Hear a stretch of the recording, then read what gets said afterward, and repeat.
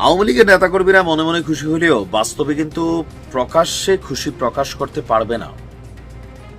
দেখলেই কিন্তু গণধোলাই চলছে, মব জাস্টিসও চলছে, কিছু লিগ্যাল কিছু ইলিগ্যালও আছে।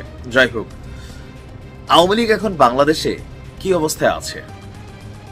আচ্ছা, এই যে 6 থেকে 8 মাস আগেও অলিতে গলিতে ভাই লোক, বড় বড় নেতা সমাবেশে আওয়ামী লীগ আর আওয়ামী লীগ ছিল, প্রশাসন থেকে বিভিন্ন জায়গায়। শেখ হাসিনার সাথে বড় জোর ধরেন 200-500 বা 1000 বা আমি ধরলাম 10,000 নেতাই টপ লেভেলের, তারা পালাইছে। বাকিরা কই আছে? তারাও কি বাংলাদেশ ছেড়ে চলে গেছে? না, তারা বাংলাদেশে আছে, আত্মগোপনে আছে। বিশেষ করে বিভিন্ন কমিটিতে যাদের স্থান ছিল, ইভেন যারা এলাকাগুলোকে নিয়ন্ত্রণ করতেন, হয়তো ঢাকার লোকটা আছে চট্টগ্রামের লোকটা আছে সিলেটেরটা আছে পাবনা, এরকম বাই রোটেশন তারা হয়তো তাদের অবস্থান বদলাচ্ছেন।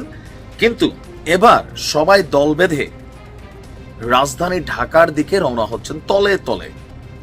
তো তলের খবর আমরা কেমনে জানি? হ্যাঁ, তলের খবর জানার জন্য সরকারের একটা বাহিনী আছে, এটার নাম হচ্ছে গোয়েন্দা বাহিনী। আওয়ামী লীগের নেতাকর্মীরা গোপনে দলবদ্ধভাবে ঢাকামুখী হচ্ছেন। গোয়েন্দা সংস্থার হাতে এসেছে চাঞ্চল্যকর তথ্য। ধারণা করা হচ্ছে তারা রাজধানীতে অস্থিরতা তৈরি কিংবা সাবেক প্রধানমন্ত্রী শেখ হাসিনাকে ফেরাতে আন্দোলনের একটা প্রস্তুতি নিচ্ছেন।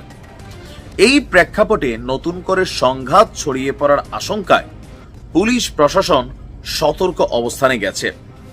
সরকার পরিবর্তনের পর বিভিন্ন জায়গায় যে আইন শৃঙ্খলা পরিস্থিতির অবনতি হয়েছে, দেশ জুড়ে বিভিন্ন রকম কর্মকাণ্ড ঘটছে, এগুলোকে দমনের জন্য, কন্ট্রোলের জন্য সরকারের বেশ কয়েকটা টিম মাঠে কাজ করছে। এর মধ্যে অন্যতম কিন্তু সেনাবাহিনীও। পুলিশ এবং গোয়েন্দা সূত্র বলছে, গত 5ই আগস্ট সরকার পতনের পর চট্টগ্রামে সহিংসতা, দখল, সংঘর্ষ, রাজনৈতিক প্রতিহিংসামূলক কর্মকাণ্ডে সরাসরি জড়িয়ে পড়েছিল আওয়ামী লীগের বিভিন্ন স্তরের নেতাকর্মীরা। একদিকে রাজনৈতিক শূন্যতা, অন্যদিকে পুলিশের দুর্বল মনোবল, এই সকল কিছুর সুযোগেই এই সকল অপরাধ সংগঠিত হচ্ছে। এই সকল কিছুর সুযোগে এইসব অপরাধ সংগঠিত হচ্ছে।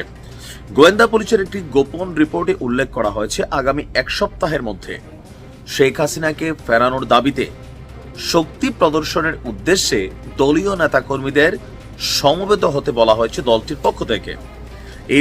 এই তথ্য ছড়িয়ে পড়েছে সামাজিক যোগাযোগ মাধ্যমে, যা সাধারণ মানুষের মধ্যে উদ্বেগও তৈরি করেছে। আর বিষয়টি গুরুত্বের সঙ্গে নিয়ে চট্টগ্রামের সব থানাকে সতর্ক থাকতে বলা হয়েছে।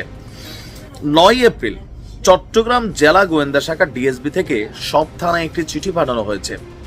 এতে অস্থির পরিস্থিতি মোকাবিলায় পুলিশ সদস্যদের জন্য 8 দফা নির্দেশনা দেওয়া হয়েছে, যার মধ্যে রয়েছে সন্দেহভাজনদের গতিবিধি পর্যবেক্ষণ, যাদের নামে মামলা আছে তাদের মোবাইল ট্রেকিং এর মাধ্যমে অবস্থান শনাক্ত করে তাদের গ্রেপ্তার, গুরুত্বপূর্ণ স্থানগুলোতে চেকপোস্ট বসানো, নৌঘাট রেল স্টেশন এবং বাস স্ট্যান্ডে নজরদারি বাড়ানো, বিএনপি ও জামায়াতপন্থী স্থানীয় নেতাদের সহায়তায় ঢাকামুখী যাত্রাকে প্রতিহত করা, সামাজিক যোগাযোগ মাধ্যমে নজরদারি করে উস্কানিদাতাদের শনাক্তকরণ, অর্থদাতাদের বিরুদ্ধে ব্যবস্থা নেওয়া, ভাড়ায় চালিত গাড়ি এবং স্ট্যান্ডগুলোর উপর নজর রাখা।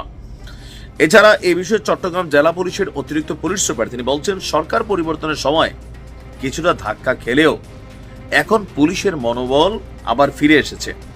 পুলিশ নিয়মিত অভিযানে আছে এবং অপরাধে যারা জড়িত তাদের কাউকে ছাড় দেওয়া হচ্ছে না। ইভেন ফিলিস্তিনের ইস্যুতে যে আন্দোলন হয়েছে, সেখানে যে বাটা জুতা টোকা লুটপাট হয়েছে, এখানে কিন্তু অনেকে বলছেন বা সরকারের বিভিন্ন মহল থেকে বলার চেষ্টা করা হচ্ছে যে এই ঘটনাগুলো আওয়ামী লীগ নাকি জড়িত।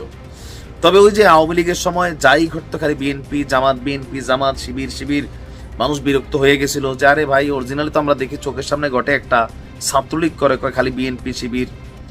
এখনো আবার সরকারের কিছু কিছু অংশে চোখের সামনে ঘটনা ঘটতেছে, কিন্তু ঘটনার সাথে কোনো না কোনোভাবে আবার ধরেন আওয়ামী লীগের সংশ্লিষ্টতারও তথ্য সরকার পাচ্ছে। যাই হোক, দেখা যাক কি হয়। ভালো থাকুন।